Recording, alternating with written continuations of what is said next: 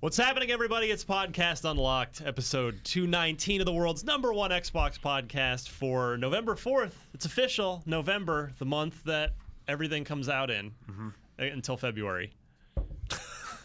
Which is November part 2. Yeah. I'm Ryan McCaffrey. That's Mitch Dyer. What's up, everybody? Marty Sleva. Hi. Sean the Shark Finnegan. Jump shop. I love the half-second pause. Just like that pregnant pause, just like, yeah, I'm going to let that sink in for That's a the second. new rap. I like it. Chomp.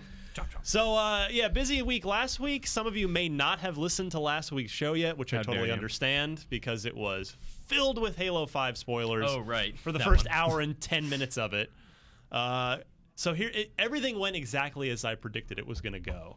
It was when the embargo hit and we said what we said, it was just hate. It was like, you guys are... Y'all are crazy, man. You guys are... Anti-Halo agenda here. Anti-Xbox. Yes. You Ryan hate... McCaffrey, anti-Xbox.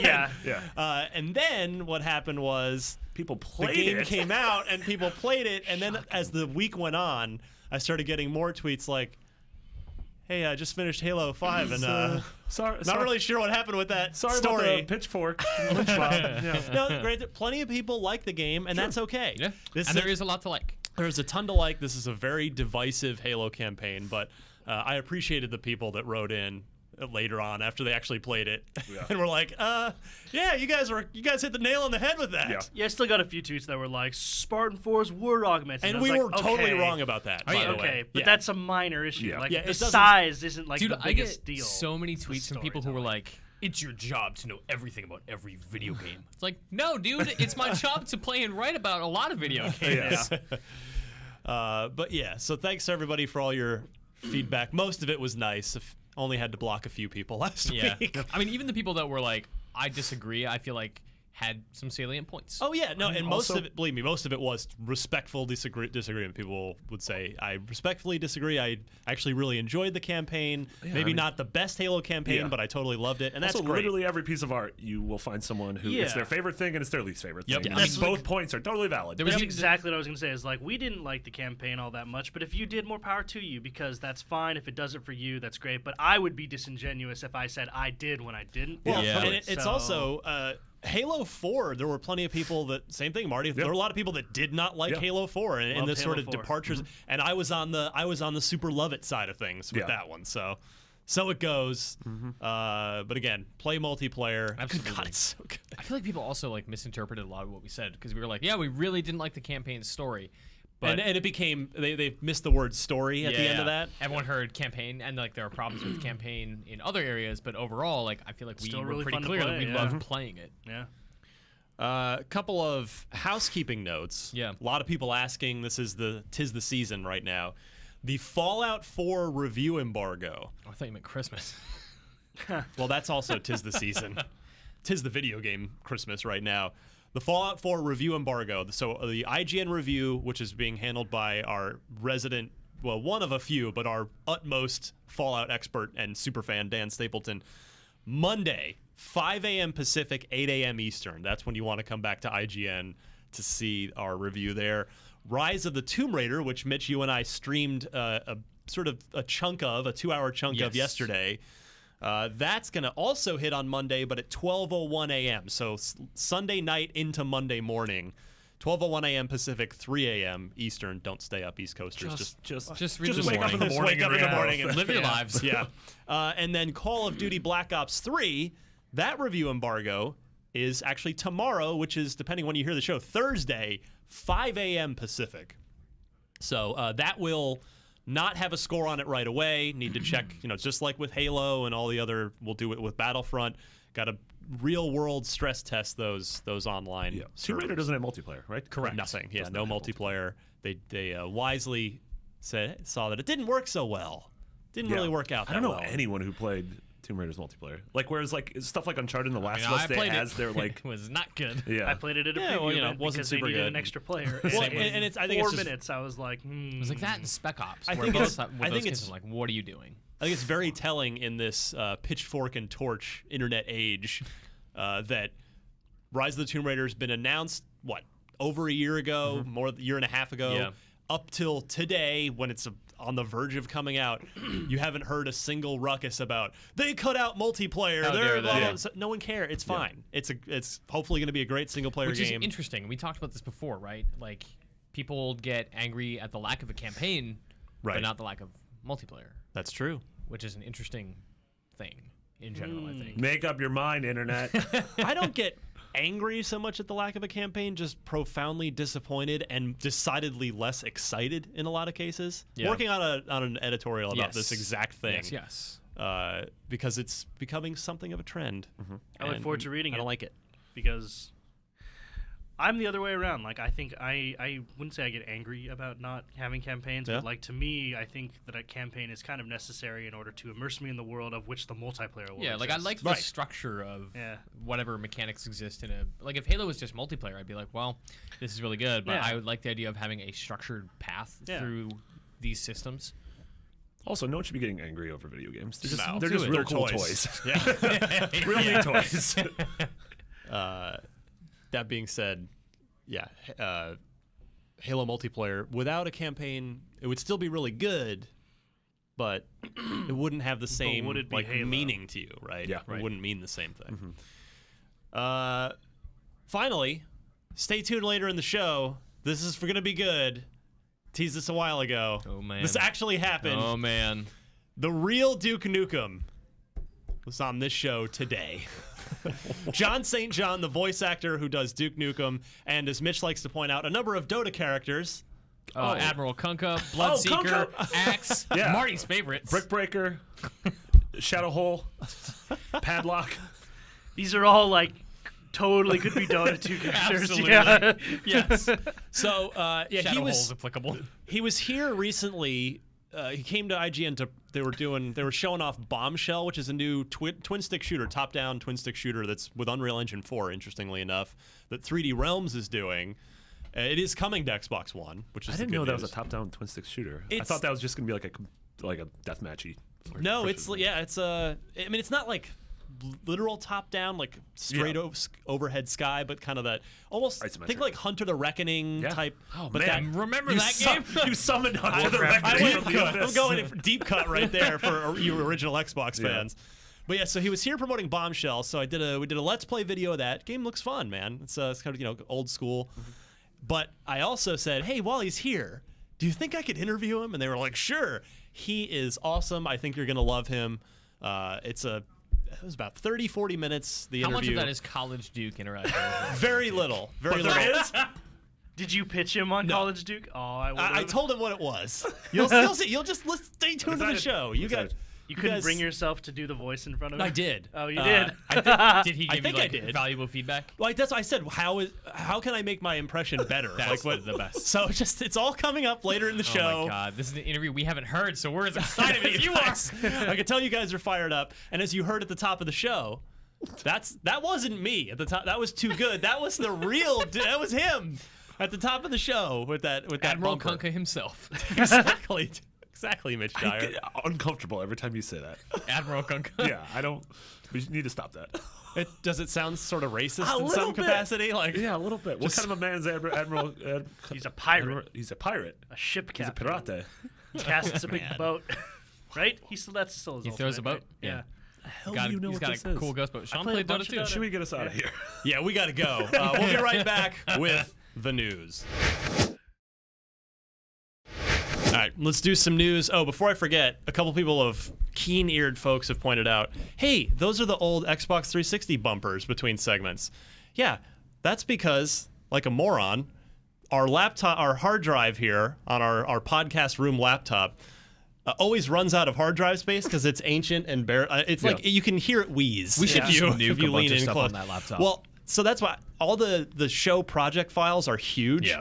So I went back and deleted like most of them, except for just keep one recent one. Sure. But like an idiot, I deleted one too many, Oh no! we and so I the lost new my bumper. all my bumpers. So I'm gonna just throw it out there. If Are we gonna anybody get some new ones? if anybody wants to make new bumpers, now's a good time. Yeah. Like the intro's cool. I like our intro. I like our Yeah. outro. To everyone but who the- ever said these bumpers are really annoying, Now's your chance. Now's the time to so make change. segment bumpers between for the news, for Unlock Block, and maybe even one while I'm asking would be great for when we interviews and stuff. Yeah, for when we do have interviews, just sort that's of a good like idea. special segment or something Yeah. like that. It doesn't necessarily have to have lyrics or words, but yeah. Please now's run a your chance. ballad. Just make this the sound of A the power blades ballad. of the blades moving back and forth.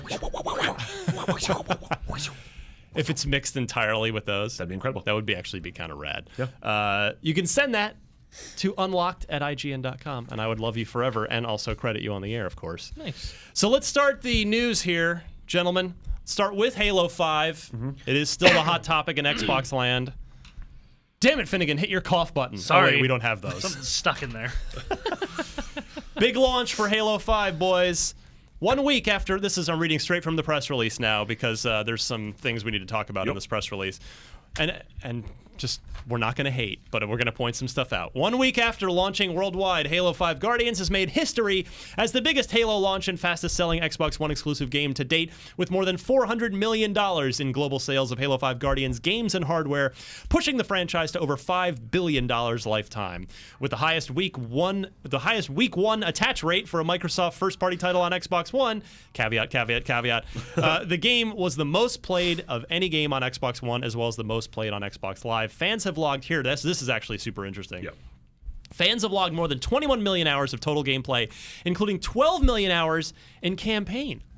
That obviously in time will inevitably swing, but that tells you that, man, that campaign, people still love their Halo campaigns, myself included, which is why this one hurt so much. Yeah, that's a really... It's super telling. Yeah, I was looking at that at first and was like, this is a dumb stat. But then comparing it against the total number of hours played in the game overall, like, that's huge. Yeah, but you look at that tells me that this is people backing up their words when they get mad about Evolve not having a campaign and Battlefront not having a campaign. People want a campaign and they will play it, and it does matter to them. And I'm glad to see that. So this tells me that not that they were gonna, but 343 will not be abandoning campaigns in Halo games anytime soon with those kind of statistics, and that's great. So Mitch, I underlined a bunch of fun stuff in this. Talk to me. So this press release is like long and says literally nothing. The Halo launch and the fastest selling. Gotta go fast. Lines were really good. Yeah. Everyone, just checkouts were getting people through. That's less on Halo and more on just the service industry awesome in general. job, Target. Xbox Good job, One. store clerks. So it's the fastest selling, and obviously that means like the most copies sold in like whatever 24 hours. Fastest selling Xbox One exclusive game to date. So does that exclude Titanfall because there was also a PC and a 360 version? Yes, I would imagine it does. They also qualified it at somewhere else that it's the best selling Xbox One exclusive first person shooter this year. Like, what are you talking about? Yep. What are these the best shooter that was released the week that my mom was in town that also happened on to a be, day when I ate burritos for lunch. and it was raining. Wow, that's really good. That's incredible. It made $400 million in global sales, but that includes software and hardware, so that includes The $400 bundle. exactly. Yeah. So and $65 controllers, right, Halo so you controllers. can't take the $400 million and divide it by 60 and call that $7 the million $250 Insano collector's edition that we told you probly wasn't a good idea. So here's Since my- the letters HALO are in Halloween, all candy and costumes sold are part of this. I really do wonder though if this includes stuff like the Mega Bloks Halo the stuff rec because it packs? has a rec pack Yeah. inside. So does that also books? count toward Yeah. that? Yeah, they have that too. So does that also factor into it? Who knows? I mean, I would love if it was just a number. It sold 1 million copies. 1.5 like million, that's something. a good milestone. But That would Microsoft be is too not simple. Yeah. Well, they said they're not talking about console sales numbers anymore. Yeah. So I wonder if that'll also apply to software. It's because of the installed base difference with PS4, and it's because if it's lower, like Halo 4 probably sold more copies because it came out at the end of the generation. yeah. There were There exponentially were 100 million. 75 million 360s compared to like 15 million Xbox Ones. The bottom line though, while we're poking holes in the PR statement, Halo sold well. Yeah, it sold absolutely. really well, and guess what? Whether it's hardware, controllers, Mega Bloks, money's money. Yes. Yeah. So Halo still makes money Which is for great. Microsoft. Yeah. And that's So for anybody that was like, oh, Halo doesn't have it anymore, Halo's got it. Halo's still got it. All right. Yeah. And this just tells me that there's going to be 343 will have an unlimited budget for Halo 6, and I'm very eager to see what they do with that. Me too. Is Halo the biggest of PS4 and Xbox One, the biggest exclusive franchise in terms of money? I think so. But Gears might have been rather. I don't know if it is anymore. I'm trying to think of something on the PlayStation. You mean because they that's shipped as big as 4 Halo. Gears games on the console Well, no, versus... There was a point, a bunch of the IGN guys a few years back had a bet, right, that Gears 3 would outsell, Uncharted 3 and God of War 3 and all these other exclusives combined. And it did. And it did. Gears outsold all of them. That's crazy. But For some reason, I never think of Gears quite in that level. I don't love either. Gears, but and I think of God of War and I think of Uncharted as those games, and they're not. Yeah. Which is crazy. Like they're They're not, great, but they're they're- not, of course, they're but they're not Gran recognizable. Turismo. yeah. Well, they're not tent poles. Yes. They're not. Microsoft, the Gears, Halo are tent poles. Yeah. I would also imagine like the media blitz and everything we saw dedicated to Halo, I bet we get with Gears. I bet that somebody's job is going to be to do an audio their show game next year. I bet it's going to be the big thing that they talk about. There's going to be extral media. There's going to be new books. That'd be new interesting comics, if there new was everything. a podcast, like a Hunt the Truth-ish Yes. thing. Like Oh, that that thing would be great. went so Yeah. well that I bet. Please they do get it. John DiMaggio Yes, to do it, please, for the yeah. love of God. Oh, that would be great if they got like the actual actors in there to do it. Yeah, that'd be great. Yeah, I can totally Just live nothing but like it's like 12 20-minute podcasts full of chainsaws. Whatever sound Razor Hail makes. That would kill too. Yeah. Dom, come in. I forget what I was going to say, but I don't remember well, where we were. I mean, no, I think you're right. Gears is the big one next year. Yeah. I mean, Halo Wars 2 is announced for holiday. We'll see if it ends up delayed or if it ends up Christ, I hitting. forgot that was a But thing. nevertheless, Yeah. Gears is still going to probably get the lion's share of the attention because especially not only Halo Wars 2 is sort of the it's like the B Halo. It's It'll like be the 2016's Tomb Raider, where it's like it's Yes. getting attention, but it's not the right big boy. When of was the year. Gears, Halo they Wars have 2 to announced? justify the Buying $1 billion yes. that they spent to buy it. So Sorry, seriously. when was Halo Wars 2 announced? Gamescom. This Gamescom? Yes, just now.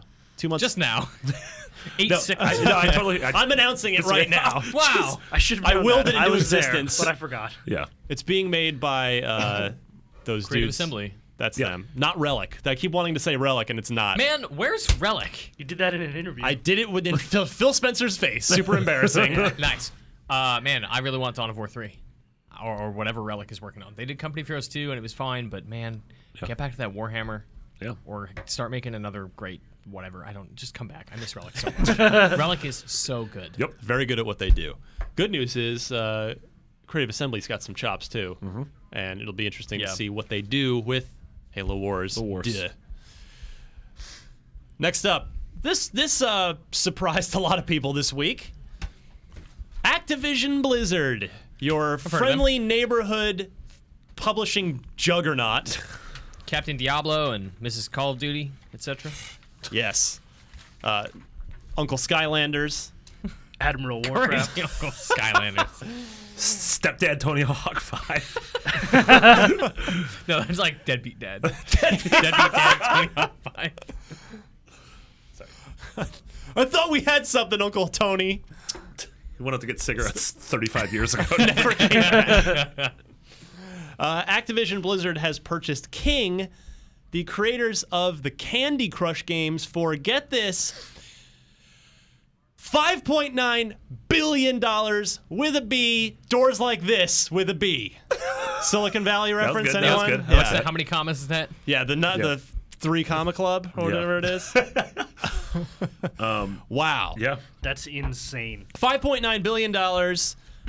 They've, basically Activision has no established mobile anything. Skylanders is kind of it. They went and decided rather than grow their own organically, which would take a lot of time and a lot of money unto itself, just went to the store and bought a turnkey solution off the shelf, which, I mean, whether or not it hits remains to be seen. I mean, there's a much smarter people working that do these things at Activision than like an idiot like me, but it seems to me that the mobile market is super fickle, not particularly loyal to anything, Yeah. and that this could end up a disaster, but I suppose when you're that cash rich as Activision is, you roll the dice. I saw a you lot see of what people happens. saying this was a dumb purchase. And at first I thought it was like, yeah, maybe they are too late to get in on King's money, but no. Like, this will pay for itself in no time. The amount of money Candy Crush makes, and then the established number of people that Activision has. Right. And it's, and 5.9 billion though. Like, that's so much. That's Microsoft could have bought Star Wars and Minecraft for just a little more, like another extra $500 million, and they paid more. They paid 1.9 billion more for this than Disney paid for Star Wars. Yes. And not just Star Wars, but like Lucasfilm and ILM and Indiana Skywalker Jones Sound and Willow. and like that whole Indiana Jones, exactly, like the whole shebang. But yeah, what the thing to me That's is, insane. I remember when Microsoft bought Minecraft for $2.5 billion, and people said, "Oh, Microsoft's dumb. Why would you pay that for one thing?" And at the time, we on this very show, we're like, "Nope, merchandising. It's like that is every kid plays Minecraft. It's like it is going nowhere." And guess what? Every month when we talk about the NPD sales, it might be number 8, number 9, but what's on there every damn time? Minecraft. And this, to me, this King deal by Activision just makes Microsoft's Minecraft deal look smarter. Instantly makes it look even better than it already was. I think Candy Crush is the second biggest mobile game next to Clash Puzzle of and Dragons. Oh, yeah, right. Clash of Clans is up there, too. Yeah. And I mean, with Candy Crush, like, I don't know if Candy Crush does the whole Angry Birds thing where or Puzzle and Dragons where it associates itself with brands, but like if they start putting Skylander stuff or like Call of Duty Candy Crush. Pardon me, I think you mean Destiny-themed Match 3 Engrams? That's for another podcast that we do here. So here's the quote from the announcement. The combined revenues and profits solidify our position as the largest, most profitable standalone company in interactive entertainment, said Activision Blizzard CEO Bobby Kotick.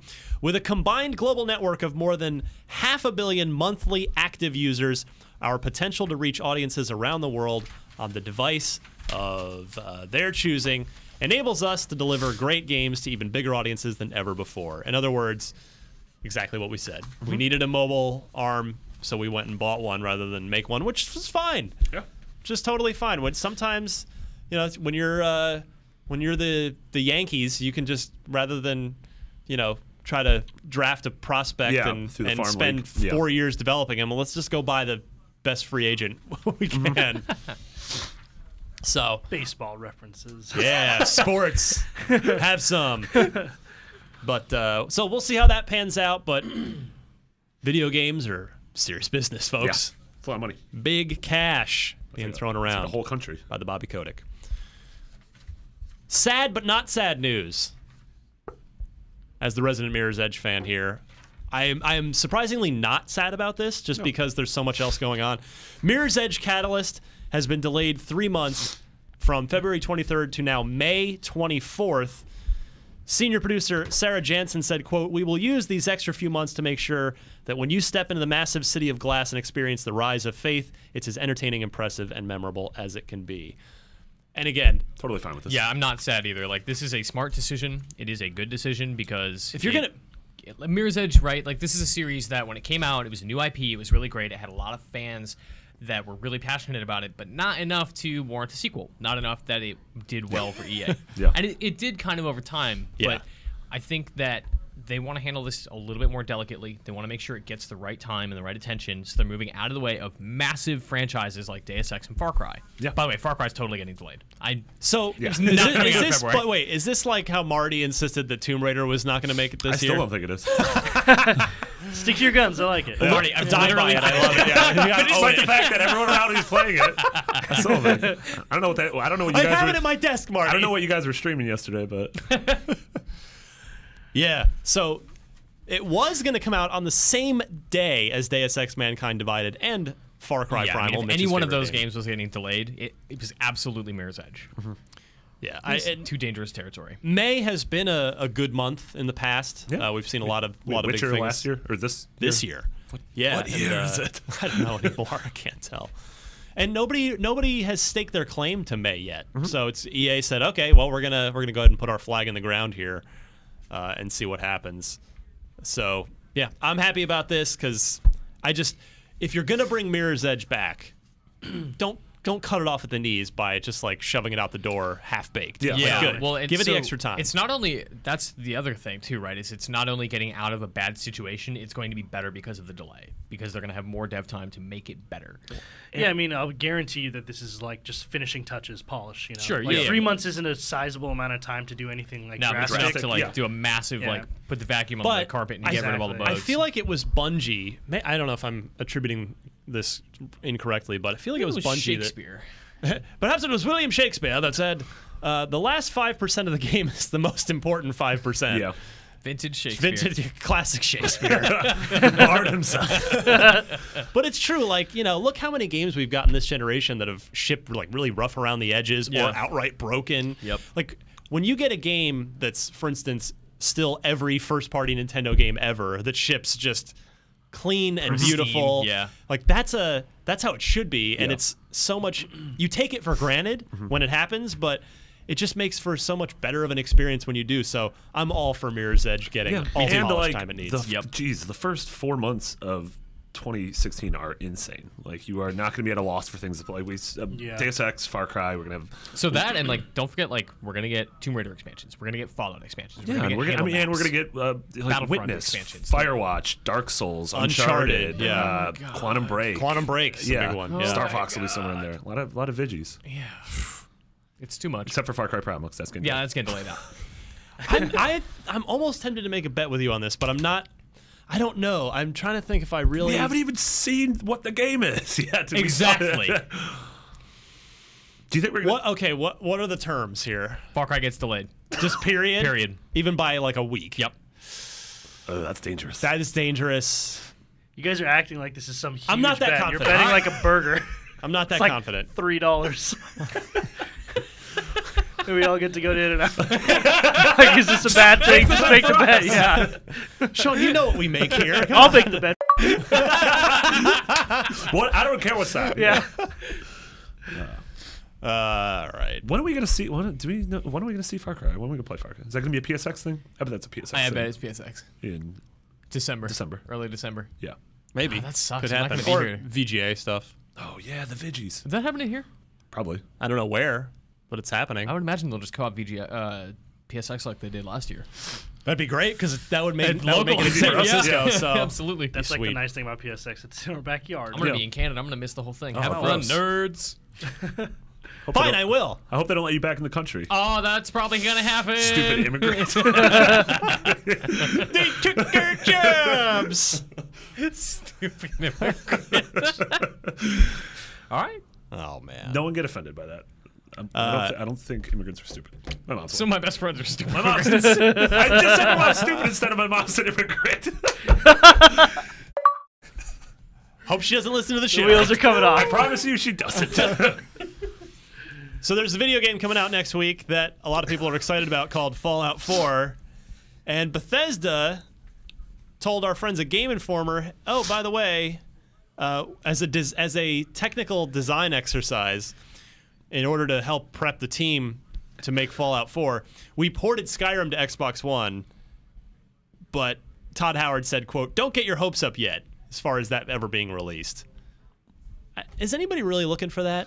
But I think why everyone not? who played Skyrim, or who wants Skyrim, Yeah. played Skyrim. That's I think so you're probably like, right, So you like know? zen of you.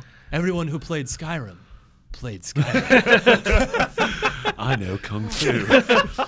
Show me. Yeah, I mean it's interesting, but yeah, I don't know. I find it weird that they seem like the only company, I guess them in BioWare, that didn't jump into like the feeding frenzy of the remasters or whatever, the HD Dishonored. remasters. Yeah. Too bad, because they should, and I would totally play Mass think- Effect yeah. Trilogy Remastered. Dishonored being so new and having a sequel coming so soon, like soon-ish. Like they announced that Dishonored would come with Dishonored 2 or something. Is that how they did it? I don't Or remember. no. Sorry, it was Dishonored's already out. it was made backward compatible, and then they released the HD remake. That's right. Yeah. So it was like, hey, we're making Dishonored 2, play Dishonored 1 on your new consoles. See, something that like makes Dishonored sense. or something, if they did Mirror's Edge, the original, those would make sense to me because those were new IPs that were critically regarded but didn't quite sell what they should have. Right. Whereas like Skyrim, I mean, honestly, like Sean said with Skyrim, like I think everyone who played Skyrim played Skyrim. Mm-hmm. That said, I really think it would sell. Yeah, I absolutely think it agree. would sell. There's no point in releasing this Yeah. because of exactly that, because we've moved on and it's Fallout time, and like they're probably working on Elder Scrolls 6, and maybe they'll do something around when they announce that, probably next year.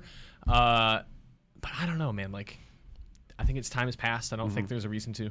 I don't think there's. Yeah, I mean, like, again, philosophically, I get behind HD remasters when I think that doing so, like, on a new console would benefit the game in a way that the old console wouldn't have, and I don't think improved textures or graphics is that reason. Yeah. You know, like, if it can do something new, something interesting. I mean, if they Sure. if they released it on PS4, people who played it on PS3 could actually play it now. Yes, Not- true. not play Good a- point. a That is broken true. mess of a game. Yeah. Yeah, the one point I wanted to make about this was that I think that at a lot of other companies there would have been pressure from the very, very top on Todd Howard and his team to put that out. Like word gets up, like they did what? Oh, well, let's put that out. That's easy Yeah. money. But Todd Howard is a guy I've interviewed him a million times. I've been back in the Oblivion Skyrim days. I'd been out to the studio a bunch of times to do coverage and kind of got to see him in action. And he's a guy, like, he's been at Bethesda. If you don't know, Todd Howard's been there for 20 years. He's been at the same developer. That's crazy. He is, and he has earned all the respect and clout he has. And he doesn't go around like flaunting it, No, but he has a lot of blanche, clout yeah. there. I mean, he told me the story on my old OXM podcast about. I asked him, like, so how do you get to do whatever you want because he makes million-selling games and he's been there a long time, and what he told me was, well, the way he exercises that when he wants to is, he told the bosses, I would like to make a Fallout game. So that's when they went Please and bought buy the IP. it for me, yeah. Because it was out there to be, it was there to be taken from the ashes of Interplay. Good for him. Yeah, Sharp eye. And of course, that decision that has made Bethesda ZeniMax millions upon millions of dollars for them. So so that's how Todd operates, and I just think that if that were an Activision or an EA, it would have been we're gonna put that out, and Todd would be like, nah, I don't want to put that out. But we're going to put that out. But at Bethesda, he's enough of a respected and powerful guy there in a nice way where he's like, yeah, I don't want to put that out. And they go, okay. So a week ago, if he would have said, I want to make a Candy Crush game, would they bought King? $10.1 billion later. Oh, the open world freeform role-playing game Big fan. Yeah. I'd play that. of Candy Crush. I would like to make a Grand Theft Auto game. Todd, you're mad with power. Damn it, Todd. Rein it in, buddy. They buy Star Wars from Disney. I would like to make a Mario game. Actually, I would 100% be down for Todd Howard making a Elder Scrolls-esque, open world Star Wars Yep. first-person Oh, role-playing game. yep. Don't Please. stop doing that. Don't say that. Amy would be Hennig, please. awesome. He's still my heart. All he needs is how long is the EA licensing deal for? 10 years. Oh, Years ago. Never mind. Could happen. Just start working on it Yeah, now. start Yeah, working on it exactly. now. Incredible when it came out. You could use that as marketing. 10 years in the making. Like Duke Nukem. That worked out well for Duke Nukem Forever, didn't it? Yeah, but one's Duke Nukem. Stick around The for other the one Nukem is interview. Star Wars. Clever marketing. That's how we do it. Speaking of things you might be waiting around for, Konami says they're gearing up for the next Metal Gear Solid game and that it's going to be a big deal. Which is great considering they just closed the studio. According to Nikkei via Kotaku, the publisher is currently planning what's next for Metal Gear Solid, confirming the next entry in the series won't be a small project. Quote, when we start development, a large-scale investment will become necessary, Konami said. What a passive answer. Yeah.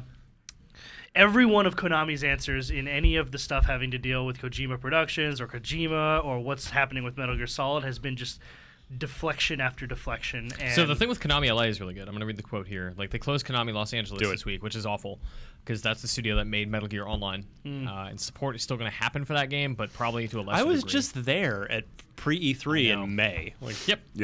it's in a weird like wasteland hell Yeah, pit it's next so to awful. next to YouTube in I think Playa Riot Vista. used to be there, or Really? is moving Wait, there. or that place something. is nice. What are you talking about? Well, but I'm saying it's in the middle of nothing. Oh. It's just this weird It looks like thing in Fallout the 3. It's this Beautiful weird weather. pocket in the middle of Los Angeles. Actually, it's like right in the shadow of the airport, but it's like there's nothing Dude, there. it looks like Fallout. It's like there's a super duper mart over there. It's awful. Konami's quote. Konami's made the decision to close its Los Angeles studio effective immediately due to product development resources being restructured into a more centralized unit. See? In other words, Mobile. we're laying off a bunch of people to save money. And making mobile bucks instead. This facility contributed recently to Metal Gear Solid games. Konami will continue its operations to support Metal Gear Solid titles, including the recently launched Metal Gear Solid 5, The Phantom Pain, and Metal Gear Online.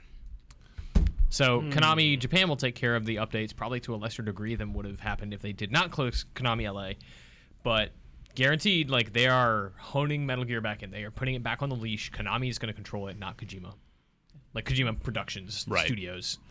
Although technically, Kojima's still part of Konami. Yeah, he's on vacation. Yeah, just Yeah, on he's vacation. just on permanent disregard that going away party with really sad champagne. He's like, flips. Photographic evidence of this going away party. Let's while it's a show full of Silicon Valley references, it's like the guy who goes to work, the buddy from the startup that goes to work at Hooli and ends up he just chills on the roof with those He's other the guys inside man collecting who's a doing paycheck nothing. all day Yeah. doing nothing. Yeah, Big head. Thank you.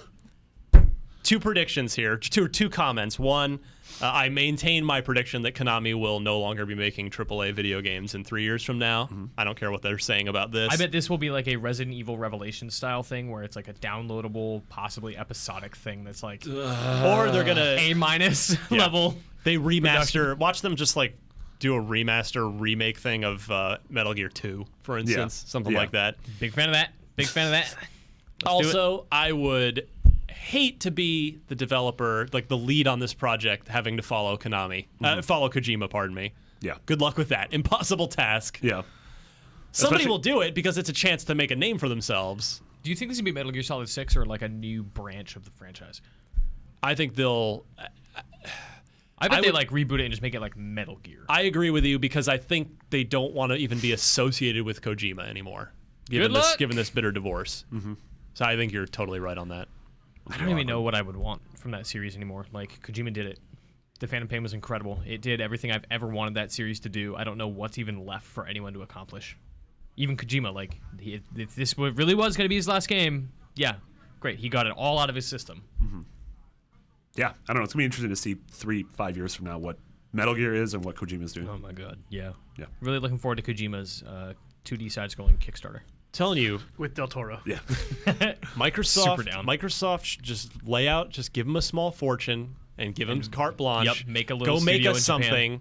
something. And I said the same thing about Itagaki. Like you can buy low on Tomonobu Itagaki right now after Devil's Third, but don't. take a small risk that guy's still got another Ninja Gaiden caliber game in him. Yeah. and have him make it for your console. I would also bet that Sony will beat Microsoft to that punch and that he will want to work with But- Sony instead of Microsoft. I mean, Sony is only just now turning the ship around. Like, their financials were good Yeah, recently, but good point. Microsoft is the company. Despite, you got to remember the whole company.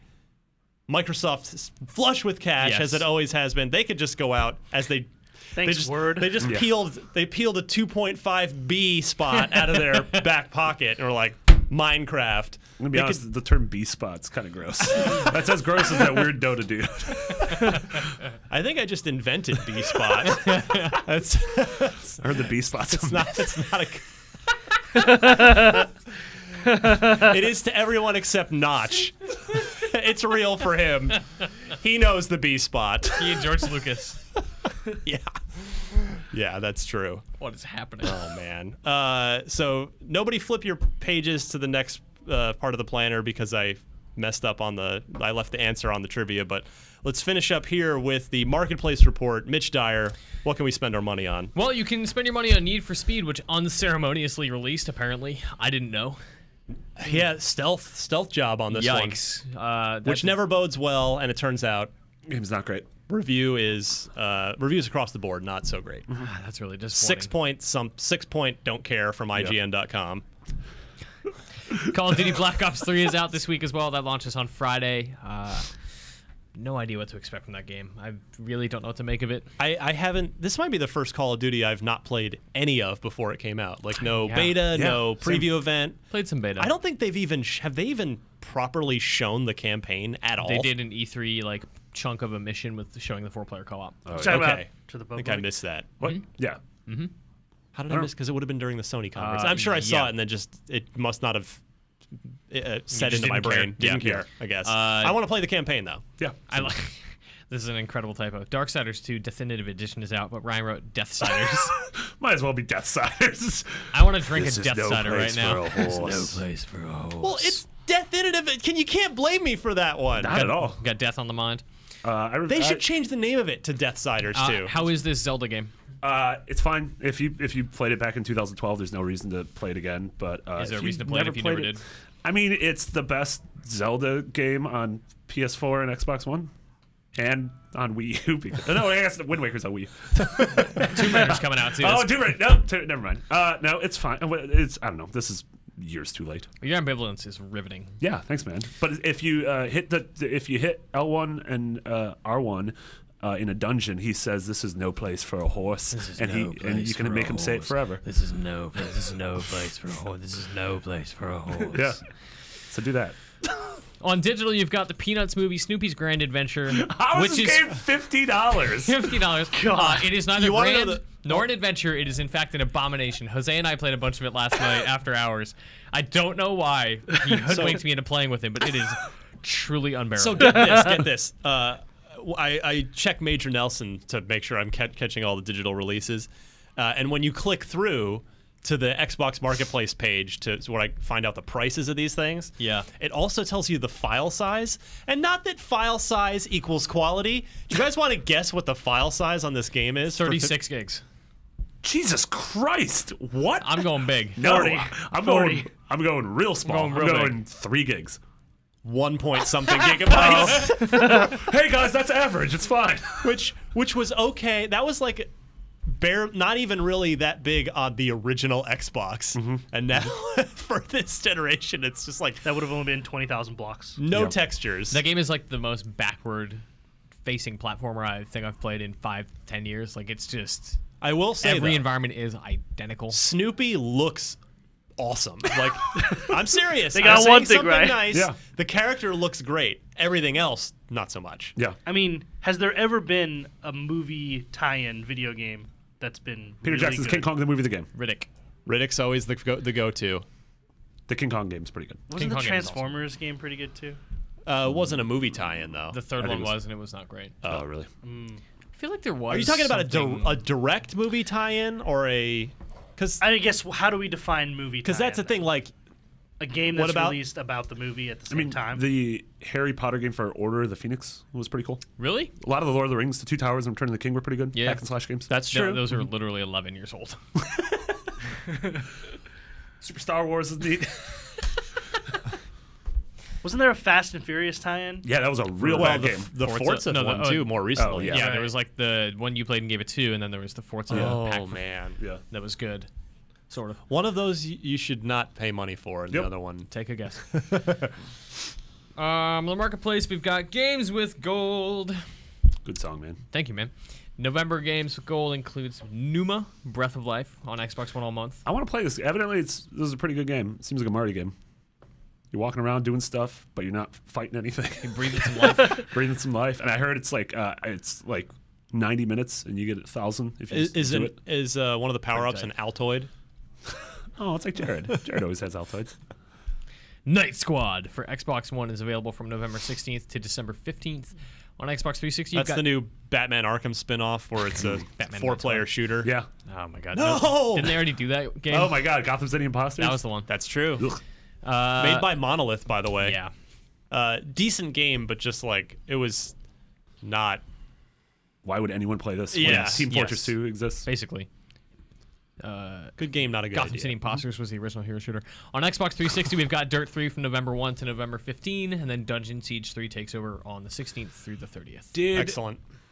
Am I correct in they said going forward that any 360 game released free on Games with Gold is going to be backwards compatible on Xbox One? I believe so. Sounds like you made it up. Nope. Wow. I think I read that. I I think either you're read correct. that or I had a sweet fever dream a couple days ago. That's pretty cool. I think I read that. And if I'm wrong, suck it. On that note, we'll come back, do a little trivia. The quest for the Dookie Trophy starts to draw to a close It here. will be mine. Dookie. No destined chance for you to capitalize, Yeah, Mitch. dude. All right, we'll be right back. I am very thrilled this week to be joined by the one and only Jon St. John, the man you know best as the voice of Duke Nukem. Hail to the king, baby. So, John, this is a particular thrill for me because on our Dumb Little Xbox podcast, we somehow, at some point along the way, I think we'd been talking about Duke Nukem for some reason and how Gearbox owns the rights now, and there'd been the rumors of Duke Nukem Begins game maybe being in the works. It's for some point in time, and I think somehow that morphed into, well, what would he be like? Oh, maybe he'd be College Duke, where it'd be before he sort of transformed into like the rude, profanity spewing, muscle bound asshole Misogynistic. that he is, and so Yeah. he'd be like a feminist, Like, very Can I carry your books for you, ma'am? exactly, May I help you cross the street? yeah, that kind of thing. You got an A on that test? Wow, I failed. You totally studied. So now I can retire the horrible bit because the real thing is here. But besides that, it's actually a thrill to talk to you because I'm actually just fascinated by the world of voice acting, and I think it's something that it's an increasingly more important part of video games Oh, these days definitely, as the yeah. production value goes up, and it's just a fascinating field that you have a lot of experience in. So I wanted to start by asking you, when did you first figure out that you had a good voice? Oh, 1975. I Was that when you were born? No, I was 14 years 14, old. okay. And in 1975, George Carlin, the late George Yeah, of Carlin, course. had an album out called FM and AM.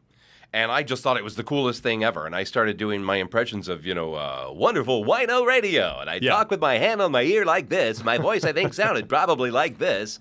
And everybody in school said, wow, you should be on the radio. Yeah. I went, really? You think my voice is that good? They said, yeah. So I went down to the local radio station, a small town in North Carolina, and they put me on the air immediately. And You literally walked in off the street. By the way, get Absolutely right on did. that mic so I don't miss a thing. Absolutely. I walked in off the street and they hired me on the spot. They said, wow, you do have a good voice. We'll put you on Saturday nights. Which is you can't do Not that now. anymore. Not anymore. That's crazy. Yeah. So you were, as a kid, were you doing voices too, or did it Oh, sort yeah. of It come started along? with me in the 1960s growing up watching Gigantor the Teenage Robot. Remember him? Okay, Buzz. That was my first impression. That and Yogi Bear. I used to do Yogi Bear. Hey, boo-boo boy, yay! That kind of stuff. Of course. And I don't do those so well anymore because I think they're a little higher range than what my Right. voice is now. But I did spot-on impressions of cartoon characters when I was younger, and it impressed the adults and the kids alike. And that got me thinking, well, I've got some chops here. Maybe I should. I know what you mean. I used to be able to do a good Alf when I was a kid, but that was pre But voice can you do change. some now? Because I love Alf's voice. See, and I- I could never do that voice. I don't even think I can do it. Hang on, let's see. So it'd be like, All right. I kill me. Yeah, see, it's not there Dude, anymore. no, that's it's not there anymore. Good. It's not there It's anymore. good. I could hear it right there. I appreciate I love you're Alf, you're too. being all too kind. But so you end up walking in off the street to a radio station to do Saturday nights in your teenage years. Right. What did you want to be when you grew up? I wanted to be. You may not even know this name, but I wanted to be the next Gary Owens or Wolfman Jack or some of the guys So that I big listened radio to. guy? Big radio guys. John Records Landecker from WLS in Chicago. That's what I wanted to be initially. I thought I'll be a big voice DJ someday. But it didn't turn out that way. As it turns out, in my younger years, late teens, early 20s, I was doing radio in the Bible Belt, Virginia, North Carolina. Because you're from, if your Wikipedia page is accurate, you're from Central California. Yeah, I am. And some pages say that I was born in Newport News, Virginia, which is not true, but that is where my radio career really got going. But back in the day, I used to, back way before Howard Stern was in radio, I was playing records and saying things like, The Beatles and Come Together on FM 99. Well, there's a good trick if you can do it. That doesn't go over well No, not in back the late then. 70s, Yeah. early 80s in the Bible Belt. And I got fired many times in the radio business for saying one-liners like that I thought were clever, Right. that general managers and program directors thought were highly offensive, though no listener ever complained. Of course not. And so I got fired the How first dare time. you be interesting, John? I know, right? So years and years and years go on, and I see America on the radio plan, and I ended up in San Diego eventually, and that's when I got out of radio and into voice acting exclusively. And So- Duke Nukem was a big part of that. Yeah, we'll get to him. Okay. So, We all right, will. you. I actually went and listened. I went on your website and listened to a couple of your reels. Uh-huh. And you have really, I think, really impressive range. Thank you. Do you think is range key to being a good voice actor? No, having a great voice isn't even really key to being a great voice actor. Having a great ear is. Because there What's are... the difference? Explain the difference to me. Well, having a great voice means that you can maybe have a lot of range and do different things with your voice, different tonalities, a gravelly voice, a smooth voice, a high Right. voice. But having a great ear means you know how to act. And if a director line reads and says, I need you to read it this way, you repeat it exactly the way the director did. Right. Because a lot of directors do like to line read. Oftentimes, especially with game developers, whoever wrote the script wants to be in on the directing session. They'll go, no, this means this, and here's what's going on during that part. So they will want to line read for me. Yeah.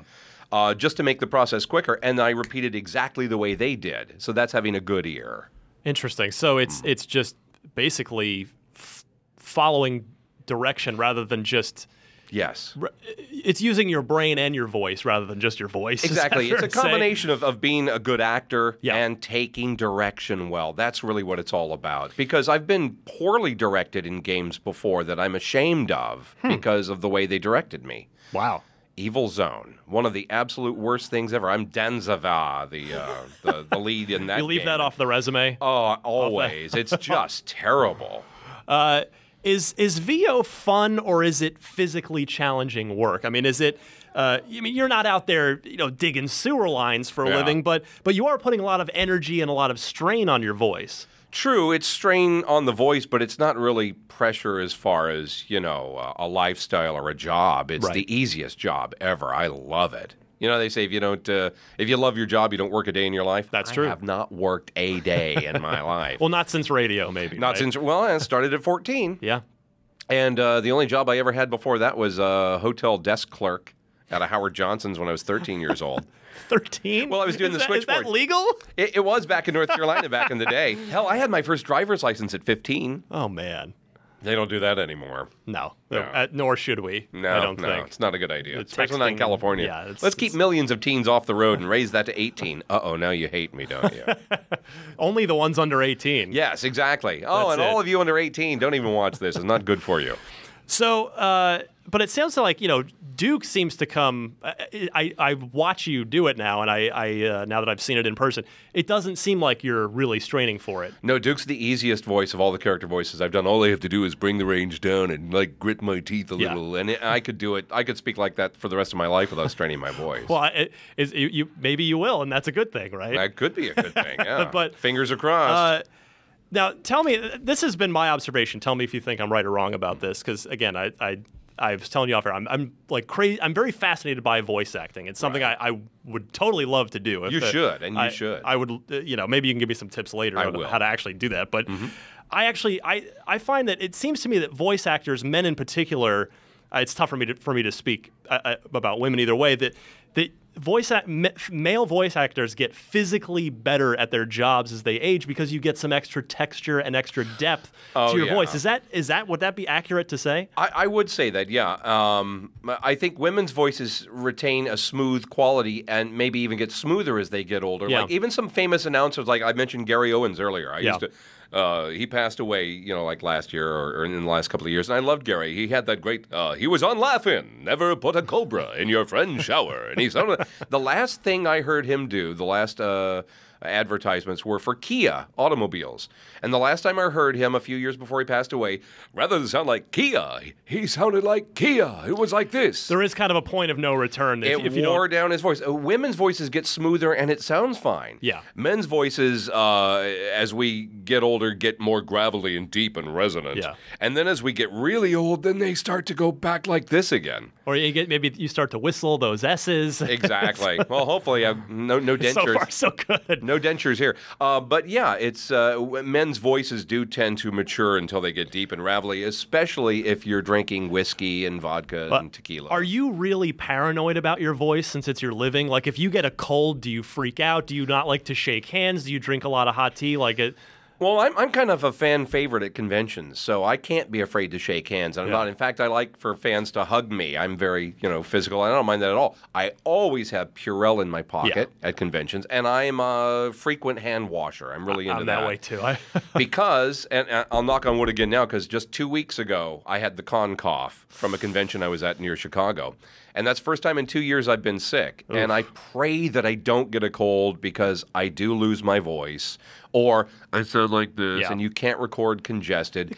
And you can't record when your voice sounds like you're sick. Yeah, I'm going to guess that, maybe your friends can't necessarily tell that. Like, I know when I've had a cold and I come in and do this show, like after, I'm like, oh, sorry, my voice, and, the people in the room would be like, oh, I couldn't tell. Normal. But, like, I'm guessing your engineer, if you're on assignment, they can tell instantaneously, My right? clients all know. They say, hey, you want to record this again for us tomorrow maybe when you're feeling a little better? Because they can tell. Yeah. I'm hoping you've never lost a job due to illness. I have lost two or three jobs due to illness, yeah. Man. Usually, most of the work I do is not video game work, obviously. I don't think anybody makes their living doing video games as a voice actor. Yeah. I do a lot of commercials and infomercials and TV and radio imaging. And when auditions come in that are really good, if you can't do the audition, well, you're not going to get the job. And if you do audition for it and they love you and they go, okay, we want to record a week from tomorrow, and then you get sick, you lose the job. And I've had that happen multiple times. So I had the privilege a while back of speaking to Steve Downs, who plays Master Chief in the Halo games. Yeah. He has a studio right in his home that he can do these auditions and even cut a lot of his work from. Do you do the same thing? Yeah, all of Duke Nukem Forever was recorded in my home studio. I have a great home studio, very high quality, better than a lot of the recording studios I've worked in the past, because I'm a tech guy. Yeah. And a real gearhead when it comes to, the processing. I was pointing out your processing here earlier. I bet this mic sounds awesome. I've got my own studio. All of my auditions are done from there, and a lot of my work is done from there. But there are, video games like Valve, for instance, if they hire me, they want to fly me to Seattle. Yeah, you did a thing in Dota, right? Yeah, exactly. And usually I'm driving to Los Angeles 2-3 times a month. Where are you living now? I live in San Diego. Okay, so you're where still the air is actually still blue. Right, it's there, and it's like you're in San Francisco, as opposed to LA, where the air is brown. Not so blue. It's not so nice. So you literally with a home studio. I mean, I have to imagine that's a multi. It's not a cheap thing to set up. You're literally making an investment in your career for that. Absolutely, and it's the best investment I ever made. I did that back in 1998. So, and of course, you upgrade your gear all the time. Sure. But, so you look at that and go, okay, well, this is going to take me 15 jobs to pay off, but it's going to be worth it in the long run. Absolutely, and it's an investment every voice actor should make because, you can't audition from somewhere else. Right. You have to audition from home. Nobody takes auditions in studio anymore. And if you're going to go ahead and build a studio to audition in, it might as well be broadcast quality. It isn't that expensive anymore. I mean, like this microphone that we're using right now, this is a good $500-$600 microphone. Middle range. $149, you can buy an Audio-Technica AT2020 USB microphone that plugs into any computer, and the quality is fantastic. That's how cheap it is now. That's awesome. The software, Mac users have GarageBand. Sure, that's what we use for the podcast here. You can produce anything you want on GarageBand for voiceovers and convert to MP3s and email out your auditions like that. And so if you've got a Mac, that's already free. So building the studio is cheap is what I'm saying. Walk me through a typical day for you. Let's say, how many jobs do you typically juggle at a time? I mean, I'm sure it varies, but it does vary. Up to 6 or 7 jobs at a time sometimes. But I do a lot of different things. Like I'm the voice of a TV station in San Diego. I do radio imaging for ESPN radio stations in different parts of the country. I do a lot of commercials and infomercials. I'm the national voice of the Lipton Brisk tea. That's really? Brisk, baby! Yeah, I'm that guy. So there's always something going on. But a typical day starts with looking at the auditions first. Oh, okay. So you're now. I presume there's an agent that sort of is funneling that stuff to you. Well, now if you're somebody new getting into the VO business, you don't get an agent anymore. Those days are gone. But if you're an old guy like me, yeah, I've got 7 agents around the country because you can have one in every different city. Very few of my auditions are from agents. Most are from websites like voice123.com or voices.com. And I'll get up in the morning, there'll be 30 or 40 auditions sitting there. Oh, interesting. So do you have a profile on these sites and then... Absolutely. And my demos are there. It's like the monster.com of voice actors. It kind of is. Exactly. And it's all automated and it's all in real time. So I can see the budget. What are they paying for this? How many people do they want to audition? How many have as of this moment? So I can see, oh, I better do that audition right now. It's going to close soon. Yeah. And get in just under the wire. I mean, you've got to have like actors have a quote. You've been around long enough where you probably don't get out of bed unless it's going to be worth your while at this point, right? Yeah. So the first thing, I'm glad you said, the first thing I do in all those emails is if they don't pay at least $500, I delete them. Yeah, why? It's not worth my time. No. I have too many other things to do. Exactly. Right. Now, Duke Nukem, of course, is probably your most but you've done a million things. Particularly your rap sheet, at least according to your Wikipedia page, is rather long. You've done a lot of sort of. No disrespect, secondary characters in Sonic stuff. Oh, sure. You know, just a lot of things that people probably would have no idea. But Duke is the one king, baby. The one that puts you on the map. That's the one that put me over the top, put me on the map, and gets me to all the conventions that I go to. So where does the Duke voice come from? Are you shown an image of Duke, of the wife beater wearing, muscle bound, and then you just look at that and you think, okay, how does this guy sound? Or where do you create the Duke Nukem voice? Okay, Sherman, set the Wayback Machine for 1994 or 5. I think it was 95. And I was production director at a radio station in San Diego. And Lonnie Manella from Audio Gods comes into my studio. I didn't know her from Adam. To record an automobile dealer commercial, I guess she was the voice for it. And she started showing off doing voices, and I started showing off doing voices in return. She goes, wow, you've got some chops. Would you like to get into video game voice acting? I'm like, what? It's that easy. There wasn't any video game voice acting at the time. Yeah. I went, okay. She goes, there's this game called Duke Nukem, and we'd like you to audition. So a couple of days later, she sets it up to where she comes back to my studio, and she gets George Broussard on the phone from 3D Realms. Founder of 3D Realms. And co-founder. George explained what his vision of Duke would be, and we're trying to find a voice that fits, and nothing seems right in the first few minutes. And then Lonnie Manella finally says, think of Dirty Harry, Clint Eastwood's famous line. What was that? I went, so do you feel lucky? Well, do you, punk? And George goes, that's the attitude. That's the right tonality. But now imagine that he's a huge guy on steroids. I go, oh, so an octave lower. Do you feel lucky, punk? And he went, that's it. As soon as I said it like that, George Broussard said, that's the voice. Keep that in mind. That's what we want to do. That's really, really cool. Now, can you help everyone out here with our... Well, first of all, do you just hate when I sit here and do a bad... Do the impressions just annoy the crap out of you? Not in the least. As a matter of fact, I think it's quite complimentary. Well, that it definitely is. So what are the tips to improving our Duke Nukem impressions? Do you gotta be like ooh and laugh a lot and the slip in the Sure. Be smarmy. Okay. I'd say first thing, all the original Duke lines, keep your teeth together at all times. Every line recorded for Duke Nukem 3D.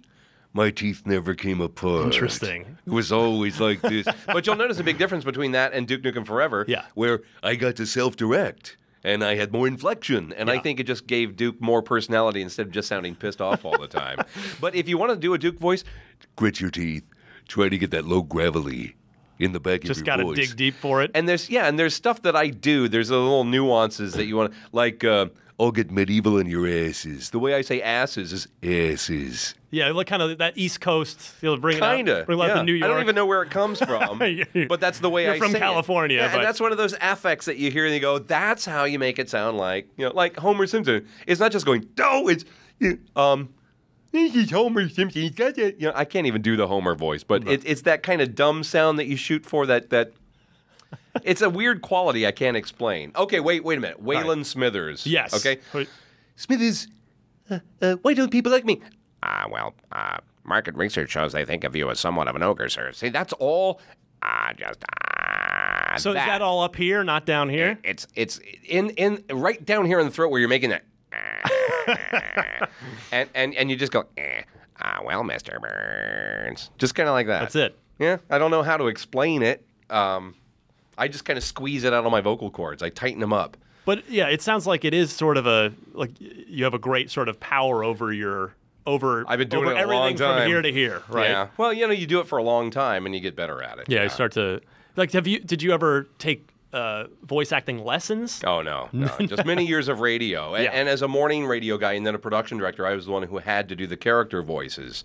And as a production director, when you have a bunch of commercials that are running in a commercial break, you can't have the same voice commercial after commercial. Right. And that's why I got great jobs at big radio stations all over the country, like Philadelphia, Los Angeles, New Orleans, because I could make an entire commercial break where all 5 spots are my voice, but nobody knew it. Nobody knows. And so if you can do that, and you have to practice that kind of thing every day, then you get your chops. Interesting. It's practice, man. You just have to do it over and over and over again. Do people constantly ask you to record voicemail greetings and Yes. all kinds of stuff as Duke? Oh, yeah, all the time. And does that annoy the hell out of you? Not in the least. In fact, at conventions, I have fans come up with their cell phones and patch them into the PA system so we can crank call their friends as Duke, and so everybody can hear. So I'll go, "So, Billy, you didn't come to the con. Why? Because you're a big pussy. That's why." And I'll hang up on them, and fans get a kick out of that. That is fun. You Yeah. can't. How can I see? I like that you embrace it because I could understand. I mean, I haven't had the privilege of being known for something for 20 years, but I could see how it could probably go either way. Either you got to embrace it, or it's like you just shun it, and it's you. You either own it or it owns you, Yeah, right? Pretty much. Yeah. So I'm glad to hear that you've fallen on the light side of the force on that one. So I'm curious now with Duke Nukem Forever. Mm-hmm. What was doing the voice work for that like? You mentioned you did the whole thing at your home studio. Mm-hmm. I mean, the game, of course, famously was developed over like 13 years. Did you have any idea how many VO sessions you did over the years? Did you keep a journal? Do you have any idea what went into it? No, but I can't tell you. People thought that it was recorded over all of those years. It was not. It was not. I just heard nothing from 1998 until 2010. Interesting. Okay. I heard nothing. I thought, okay, well, that game was good back in its day, and it's over now. Right. I'll never hear anything again. And I just found out, and I think you were in the other room when I just found out from Scott Miller. I did hear this story. That it was so close to me not being cast in Duke Nukem Forever, as George Broussard didn't know if I could act rather than just read one-liners. So That would have been a a strange scenario for Yeah. everyone involved. But the Duke Forever thing, having my own studio and the folks at Gearbox saying, well, you know what? You've been the voice of Duke for so long, we don't need to direct you. You know how it goes. And I stopped and I thought again, I haven't done this voice for anything in 10 years. Do and they you're know? telling me, oh. And then as soon as they said, okay, I'll do it, they went, oh, great. And it was nice. They listened in just to make sure and Of course. to let me ad-lib some lines. And I Yeah. got a few of my own ad-libs into the game. But I directed myself, and I think I gave the character a little more personality since I didn't have to do every line like this with my teeth clenched together in monotone. So, in video games, just as film, reboots are all the rage these yeah. days. Do you are you afraid that one day there will be another Duke Nukem game that's a reboot that we got to go with a younger actor? Oh, yeah, I'm sure it'll happen someday. But that's okay. Maybe because I'll probably get a cameo part in it somewhere. As, Right. Some old fart. Who knows? Because that's I don't know. Are you much of a gamer yourself, honestly? Just or a little bit. Just a little bit, yeah. I don't have enough time for it, really. But there are Understandably. games I do like to play, mostly driving, flying games like that. Like for me, there's a stealth series called Splinter Cell that Ubisoft makes, and Michael Ironside was famously the voice of the lead character Sam Fisher for many years, and he was it wasn't even a reboot, but they just finally recast him for the last game, and it loses. Doesn't have the same personality? No, no disrespect to the guy they got, but the guy they got, there's just, Michael Ironside has such a powerful, distinct. Oh yeah. There is a soul to it, a charm to it that they could have gotten. I mean, I could have done the new voice, and it probably would have sounded the same as. Wouldn't have made a difference. Yeah, it could have been. If it's not him, it's not him. I mean, I've got to imagine there's a lot of pride that probably goes into your work, right? Like when. Oh, there is, and I got to be honest. If they do another Duke game and don't cast me in it, I'll be hurt. Yeah. No doubt, because my voice hasn't changed. Right. I still sound like Duke, and I will when I'm 70. I'll still sound like.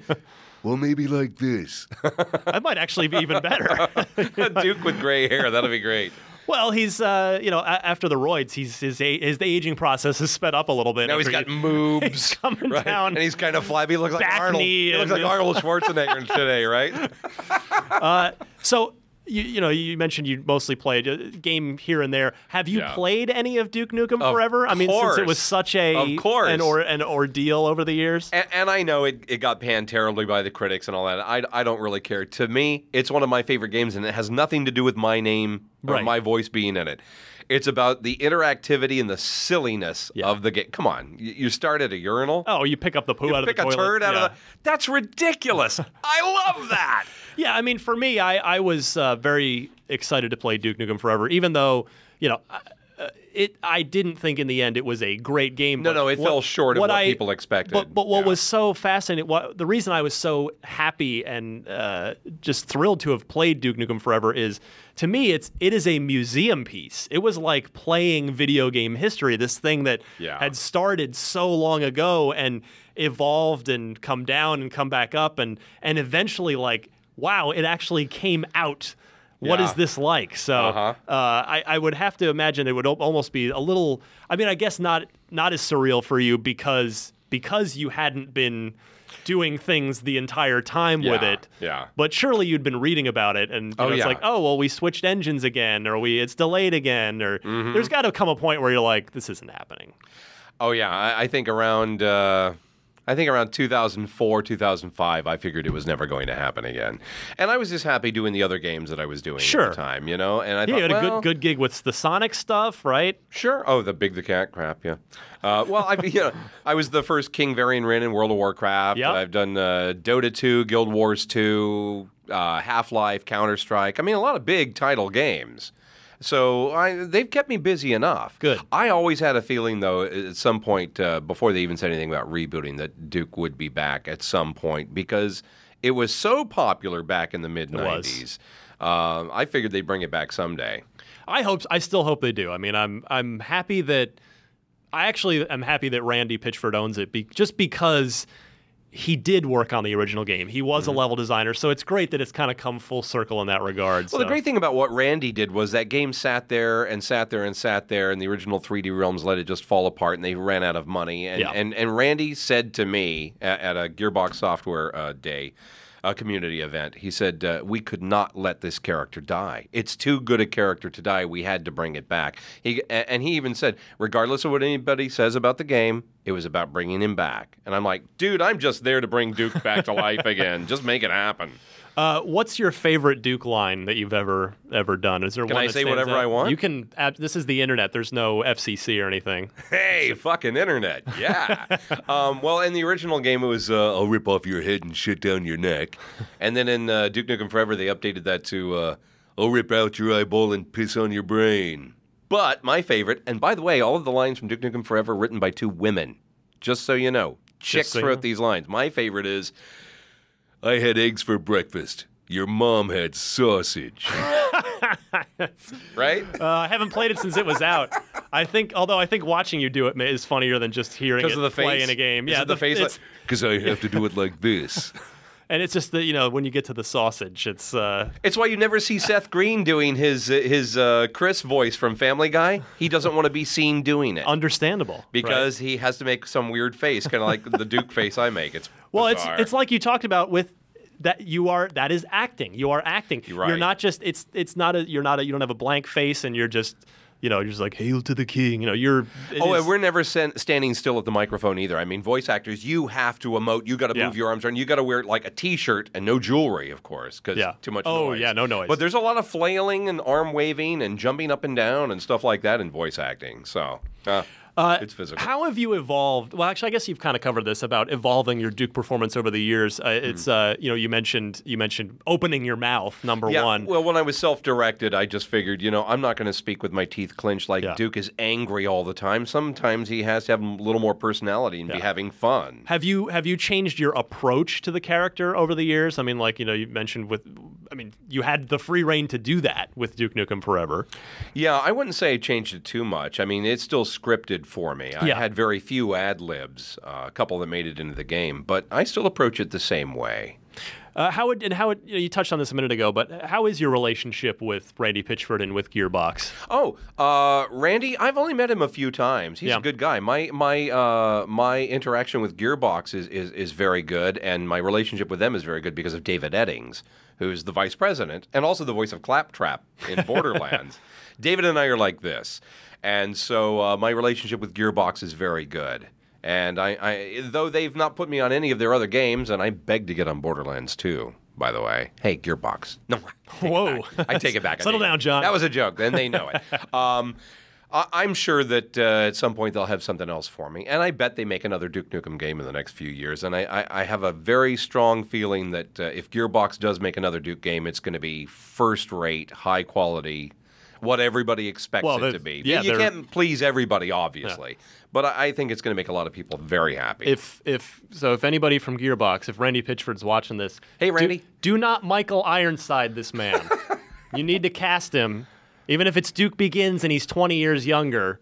I think they will. I think they will. I've partied. You think they'll call you, or I think they'll use me. Good. I don't think they'll ever recast me. They better not. Not Gearbox. Power of positive thinking right there. Exactly. Yeah. Besides, I love those guys. I love you guys at Gearbox.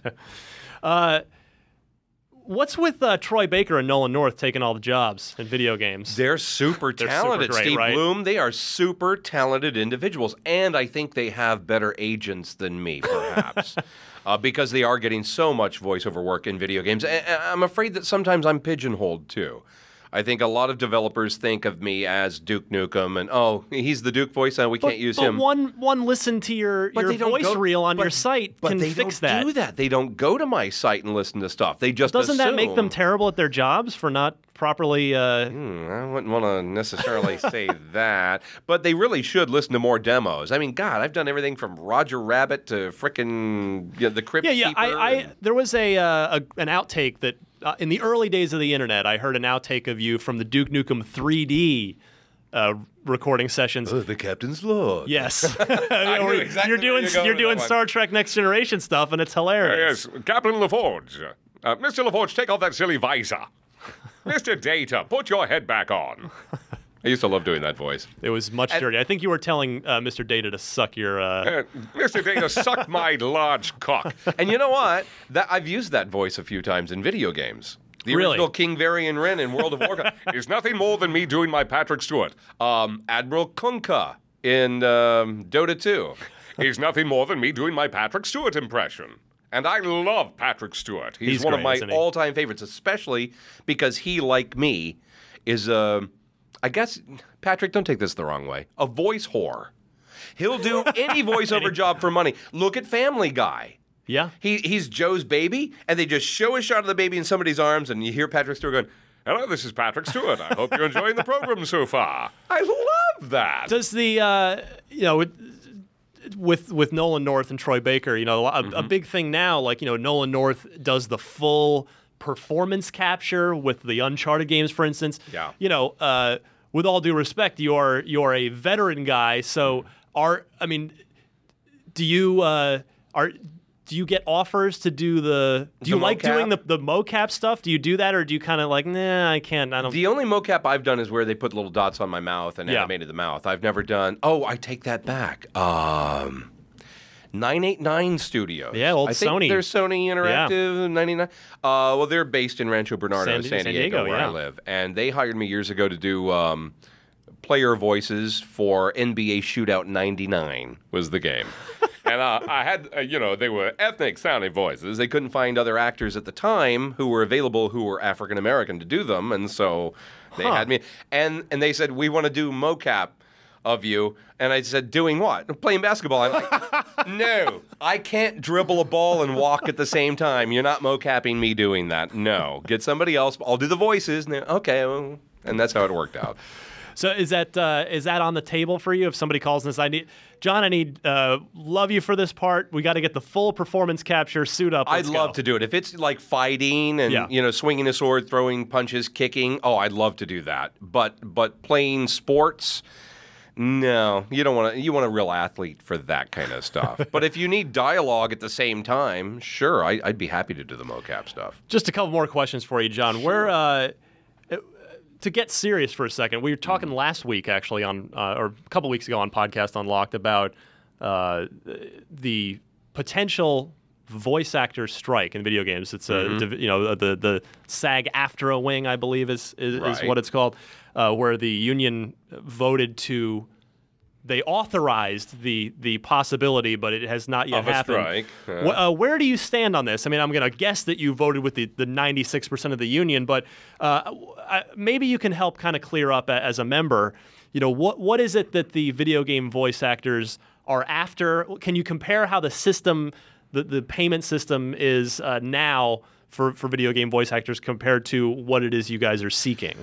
Well, first let's go back a few years before the voiceover work in video games was unionized, and it didn't pay dink. Yeah, it paid hundreds of dollars for a session, where now you do a game where you might thousands of dollars. Right, 'cause back then maybe you'd probably spend maybe an 8-10 hour day and walk away with lunch money. Yeah, basically. Yeah. I mean, it wasn't that little, but it was not much.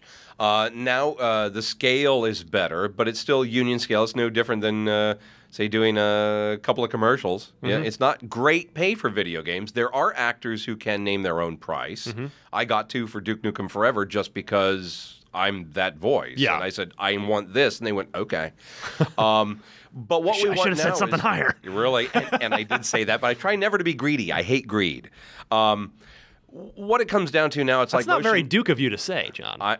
Well, greed. I mean, he's misogynistic, but he's not greedy. Well, he wants all of Earth's babes for himself, right? That's true. But I'm not Duke. Anyway. I'm just the voice. Anyway, but we digress. Yeah. I think now it is acting. In motion pictures, those film actors act and the films show forever and they get residual pay. Yeah. And that's really what we want. If you're going to sell that many video games and there's, real voice acting involved in it, those actors should be getting some residual pay for a certain amount of time. Yeah.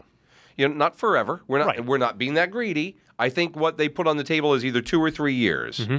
because games are going to sell really well for a while. Right, that's the trickle away. Unless you're Minecraft, you're probably or World of Warcraft, you're not selling past 2 or 3 years anyway. Exactly. Right? Yeah. So am I understanding correctly that the proposal on the table that is that the voice actors are seeking maybe a slightly less upfront, but restructuring that bonus system? I wish I could speak on that. I don't know enough of the details to be honest with you. Fair I'm enough. not that closely involved in it. You get your information on email or in the mail, exactly. and you cast your vote for what you want the union to do. And depending on where my information's coming from, I don't know what's 100% accurate. Right. So I don't trust anything until it comes time to strike, vote, act on it, one way or another. So I don't want to get too personal, but is Duke Nukem 3D the most financially successful thing you've done, or with changes in? You mean for me personally? Yeah. Oh no, the least. The least. That was 1995. So it was. I think I got $800 for Duke Nukem 3D. Wow. Honest to God. But again, the first game that I was ever involved in. Right. And at the time, how many voice actors can you name from 1995 in video games? Well, voice acting wasn't a huge deal back then. So what was the first character in video games you ever remember having a personality and a voice? Maybe some of the LucasArts adventure games from around the same time, the point-and-click adventures, the Curse of Monkey Island or Sam & Max or And those were Full Throttle. tiny little short one-word little things, right? Well, no, those were fairly well voiced, but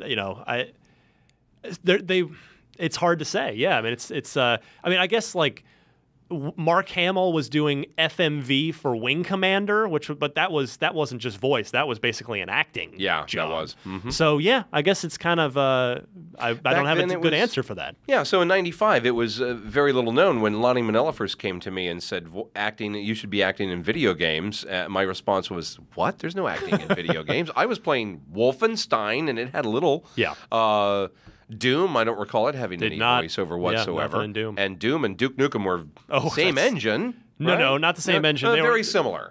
Yeah, I mean, both the 2.5D kind of, not the full polygonal 3D, but yes, and not a side scroller anymore. Of course, Duke 3D had they would take jabs at each other. Yeah. And at the time, the only video games I had played at that time were arcade games. Yeah. And I had voiced an arcade game prior to actually. You know what? When I think of the very first video game I ever voiced, I was Captain America in the first Marvel vs. Capcom. Really? Yeah, only the arcade version, which I heard recently for the first time ever. But when you go back to 1994-95, there wasn't really voice acting in video games. Just a few lines here and there, nothing big. So I didn't know what to think of it, what to make of it, what to charge, what it might pay. Mm-hmm. I actually just took what they offered. Yeah. And was happy with it because it was a new and exciting, different thing. So is it what takes the bulk of your time these days? Is it games? Is it commercials? Is it television? It's commercials. It's commercials and TV and radio imaging. Yeah, that's what I do mostly. What do you mean by imaging? Oh, imaging is the voice you hear on the radio station when it's not the DJs or the announcers. It's the produced elements of me saying. You're listening to ESPN Wisconsin the bumpers. and ESPNWisconsin.com. You can call them bumpers. Okay, yeah. But they're the IDs and sweepers and bumpers and promos. Okay. And I'm the voice of a TV station in San Diego. I have been for, this spring it'll be 25 years. Wow. I've been the voice of the TV station. So that's the kind of thing that I do mostly. And how, when you're the voice of a TV station, and you've been that for 25 years, do you come in 3 times a year to record new stuff for whatever programming they have, or how does that work? My gig in TV is different than any other staff announcer anywhere. And the reason is because I have been at it 25 years. It's in San Diego where I live. I used to drive to that TV station every day at lunch on my break from the radio station to record the daily overcredits, which I write as well. Wow. So, and to this day, every Monday through Friday, I write the overcredit announcements and record them and send them out. Plus, I'm doing promos all the time that they write, and I produce all of the radio commercials during their sweeps period. Interesting. So it's a busy job just for one TV station. And then, are you the kind of person then you do all I don't know how much talking you actually do in an average day. How much recording work. By the end of the day, I mean, I don't know if you're married, if you have kids. What do you just at the end of the day? Do you just not want to talk to anybody? Oh no. I'm a talker. Good. And my voice, unless I'm sick, never wears out. I can yell all day, and my voice is going to sound like this. And it's just a muscle, right? Like I guess so. It's just so well because exercise. Even I found that when I first started I've been doing podcasts for almost 10 years now, which I know real radio guys look at as it's the same amateur thing. Nothing. It's the same thing. But you're talking and hosting. My voice would get exhausted after 20, 30 minutes when I first started doing it, but now I can go for hours. Exactly. Without any water. I don't need anything here. Exactly. It's like when you're young and your voice is thinner, and then you get older and your voice is bigger. It's like sex. When you're a kid, 2 minutes. When you get older, 50 minutes. Right? You just don't get worn out as fast. Well stated. Now, maybe not. I'm sorry I said that. You're in San Diego. I'm a big baseball fan. Dick Enberg is retiring as the voice of the Padres. I don't know if you're. I mean, just listening to you, I could hear you if you're. I don't know if you're a baseball guy. Did that ever? did the idea of being a play-by-play announcer for something ever cross your mind? Never crossed my mind as anything I really wanted to do. I don't have enough sports trivial knowledge. But you do have to have a lot of knowledge of the game. Absolutely. And recall. And my short-term memory is awful. I can't imagine why. But stadium announcer. I would love that job too. You have the best seat for every football game. Now batting, shortstop, Jon St. Dude, what a cool job. And not only that, but they have spotters. So you don't even have to, you just sit there and somebody in your ear goes, okay, Thompson down at the 22-yard. Thompson takes it to the 22-yard line. The stop was made by Owens. Owens for the tackle. Boom. And you're just watching a football game the whole time. Dude, I want that job. Right? Yeah, I auditioned for the Qualcomm Stadium announcer in San Diego 2 or 3 times over the years. How do they not give Never it to got- you? Oh, there's a lot of great announcer voices out there. And just because I have a big voice doesn't mean I'm the most, entertaining stadium voice. There's a certain quality they look for, and I think usually it's not too much inflection. It's very much a stilted, LaDainian Tomlinson at the 22-yard line. Yeah, is that kind of the NFL Films read, right? Right. Steve Sable, kind of. Yeah, he passed away, I believe. Yeah, but what a great voice. Remember that? Because I could just you at a doing the football game thing, the PA announcer. Then you could sneak in some Duke after the play, like it's time to get loud, baby. Oh, that would be cool, wouldn't it? Let's go, Chargers. Well, hopefully they won't be leaving town on you. They might. I'm kind of disappointed about last that. question I have for you, John. Here it comes. This is the big one. It's really not. It's going to be an anticlimactic ending. Oh, okay. I'm sorry. I apologize. Is there a part out there in games or TV or anything else that you either heard about or heard the final product of and went, man, I would have totally crushed that. I wish I'd have gotten that. Yeah. But I know why I didn't get it, and I think it's the reason a lot of guys didn't get it. It's when Mark Hamill decided not to be the Joker anymore. For the Batman. And I had an in at Warner Brothers, and they heard my audition, and they liked it. Yeah? But I didn't get the job because I was doing my Mark Hamill Joker. And I think a lot of people who auditioned did their Mark Hamill Joker. So was this for the game then? This was for Arkham Origins, Yes. right? Yeah. Yes. Year before last. Because they got, we had him in here at one point. I forget the gentleman's name. But then, or am I thinking of, didn't Troy Baker do it at one point? Anyway, whoever they got, I felt like was very much a Mark Hamill style Joker. Oh, they liked his Mark Hamill impression better than mine. Mine wasn't an impression of Mark Hamill. It was same style, pretty much. But obviously they wanted to go another direction. Can't blame them. Am I putting you on the spot if I ask you for your Joker real quick? Oh. So, Betsy! I need a line. Line? All right, your line is, you'll never get away with it, You'll never get away with it, Caped Crusader. You'll never get away with it, Caped Crusader! Ouch. There's That the was a little strain. vocally- There's the strain. Yeah, I just said, Crusader! Yeah, ooh, the got me. I just broke Jon St. John. I should probably go before this goes. I think that's the end of this podcast, baby. Hail to the king! John, it was a pleasure. I appreciate all the insights into, was my into pleasure. voice Thanks for acting and having me. into Duke Nukem, one of the most iconic characters in video games. And we can, let's give your website a plug. Where can we hire you? Where can we listen to your stuff? I'm glad you said that because I recently dumped my old website and put up a new one just to park demos on, and it's jon4voice.com. The number 4? Or the number word 4, so it's JON, Yeah. the number 4, voice.com. And we can also hear you. We'll have a preview on IGN soon, if it's not up already by the time you hear this, of the new game you are starring in as in the voice acting side. I'm the bad Bombshell. guy. I'm Jadis Heskel in Bombshell, and that's a scary damn character, I got to tell you. Bombshell is a top-down sort of twin-stick style shooter that I just actually got to take a look at. Super fun. It's coming to Xbox One as well as PC and PS4. John, thank you so much for stopping by. Thank you. I appreciate it, man. All right, trivia time. Let's see here. We got Mitch destined tied for the lead for the Dookie Trophy, the year-end thing that you can shove in the other person's face and say, "I'm better than you." Ooh. Because I Marty's- here have this golden controller. I will bring that to every episode of Unlocked that I am ever on. I just noticed there's some cool little engrams up there. Oh my That's God! nice. Shut Oh, up yeah. about engrams. Every episode, I will hold it in my hands and just lock eyes with Destin. Wish you were playing on Xbox One, man. I'm gonna do too. PS4 crew's been running less. Don't break it like Destin did last week. Oh Yeah. my God! Were you here what for a that? butthole! No, what a butthole. He was like, I'm going to try and pull the trigger. Oh, it's resisting my force. It just like Shot snapped and off. Classic. Crap broke off. That's a classic Laguli move. Vintage All right. Laguli. Evan Midford is our winner this week. He wins a copy of Halo 5, Guardians. which was super generously donated by a fellow listener. LaGuardians is my favorite airport. No, dude, YYZ is your favorite airport. No, Is it Montreal? That's No, Toronto. it's Toronto. Oh. That's the name of a Rush album.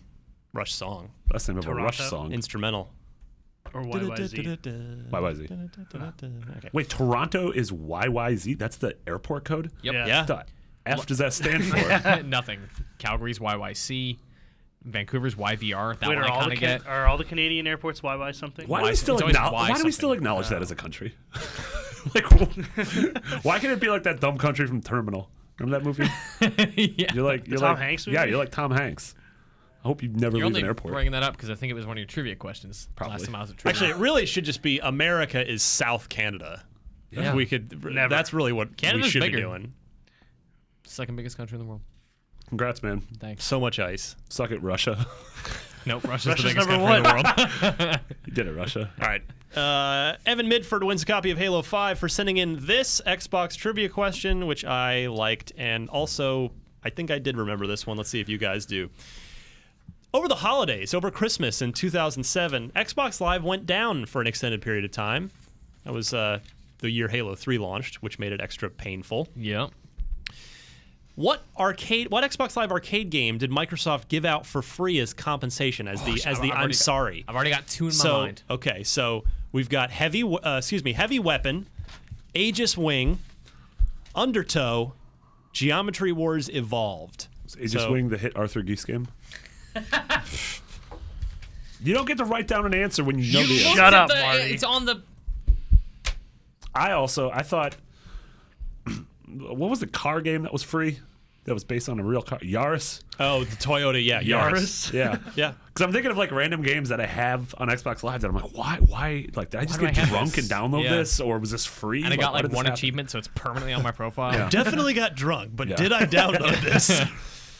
All right, well, we'll save Mitch for last. Marty, you'd looked ahead of time, right? I looked ahead of time. I would have got it wrong. I looked ahead of time. I would have got it wrong. I was going to say Aegis Wings. That's one of those games I have. And I Aegis don't Wing know was why. released free. Aegis Wing was a student game that Microsoft Yes, brought correct. to Xbox Good memory, 360. Mitch. All right, so I was wrong. It was always free. Sean? The game was fun. I loved Aegis Wing. I chose Undertow Why'd you choose Undertow? because I saw it. Because Just let me have Yeah. just let me have the point, Marty. Undertow is the game I thought as well. Like when you said the free game, I was like, they gave away Undertow. Did you for write free. down? And I did. I wrote it was C, right? Because I wrote a big C because it was Undertow. Yep. Yeah. What was the other game you had in mind? Carcassonne, because they gave that away for free. Oh, at that a was certain also a point, but I very don't good remember game. why they gave it away, but it was like very limited amount of time. Carcassonne was incredible. I love that game. Real On good board 360. game. I Awesome. hope they make that backward compatible. Yeah. I'm gonna play some Catan? Carcassonne again. Mitch, you have a 1-point lead into Suck November. it, Dustin! Laguli. Good job. Mitch, if people want to win, actually, I'll tell you next week, Microsoft has got the big been boy? very, very kind to the show. They've given us another Xbox One to give away because there are 6,000 bundles. They're basically giving us one of each to give away. I mean, not literally, but this time we've got the Tomb Raider Xbox One bundle that comes with I think it's the 1 terabyte. It's in the other room, but it's a 1 terabyte console with a copy of Tomb Raider, and it comes with the other Tomb Raider. When you the say first Tomb one. Raider, you mean Rise Both of the them. Tomb Raider It's both and of them. Tomb Raider. Yes, thank you. Mitch, how can they win that? What do they have to do? You can send your trivia questions to unlocked@ign.com. You better make it. You better, unlock block in the trivia. you better make it a good question. Don't make it a stupid We need a question. good question. Yeah, we need 4 multiple choice answers. Note the correct one, and I'm gonna need your physical mailing address for this one since it's a physical prize. It's a real big real one. big boy. You real better big make boy. this worth $400. Yeah, we need a $400 trivia question. Yeah. Which is better So than watch all of Marty's Jeopardy. trivia questions at the bar. I'll take Shut it. I'll take podcast unlocked trivia questions for 400, Alex. That was a good impression of a fictional Jeopardy contestant. Are you saying I'm too dumb for Jeopardy? You were calling people stupid earlier in the show. Oh man, let's go. It's been a while, and we still had the. Oh right, I was supposed to say, hey, how about that Jon St. John interview? huh? Oh man, Oh we man, jeez. that was real There were good. so many That hot was a- scoops. That was a Fascinating. good one. I can't believe when he said the Duke thing. Oh man, and then when Duke, When Duke ... Things are recorded in strange orders. yes, Yeah. Anyway, I do genuinely want to thank Jon St. John. It was an absolute pleasure and a fascinating guy to talk to. Thank you, Bloodseeker. What? Is he the Bloodseeker? He's Bloodseeker. Oh wow. Oh. Dota hero. Anyway, Dumb don't listen to thing. Mitch. Doesn't that thing not even? He talks now. He used to not talk. He Yeah, used to just and he make sounds noises. basically like sad I'm Duke here to Nukem. suck your blood. or seek your blood, whatever it is I do.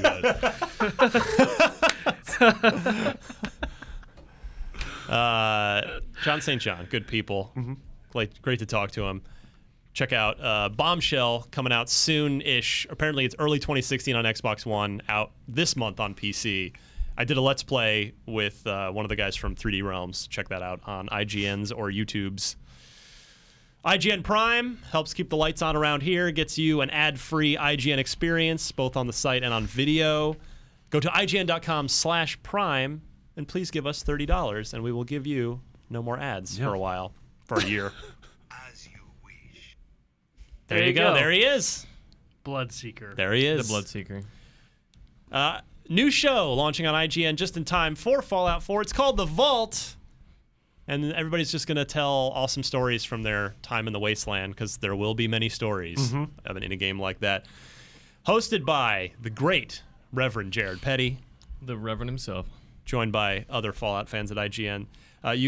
Follow him on Twitter at Vault_IGN and look for it on iTunes now or really super soon. I'm not sure if they have their first episode up on iTunes yet, and next week we'll be able to just talk full bore about Fallout since the review embargo will be up. So that'll be a fun thing for next week.